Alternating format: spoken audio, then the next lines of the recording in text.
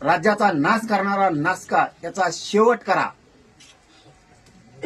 याला चौकशीला घेऊन याची सगळी चौकशी करा. कारण ह्यो फोनवर बोललेला आहे. प्रत्यक्ष आरोपी सोबत याच्या बैठका झालेल्या, प्रत्यक्ष बैठका झालेल्या.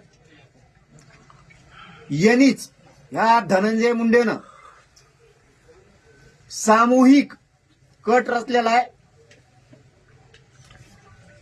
खून करण्याचा म्हणा, गाडी घालायचा अंगावर म्हणा, घातपात, गोळ्या औषधं देऊन म्हणा, ही सगळा सामूहिक कट आणि घातपात करण्याचा मुख्य कारणीभूत धनंजय मुंडे.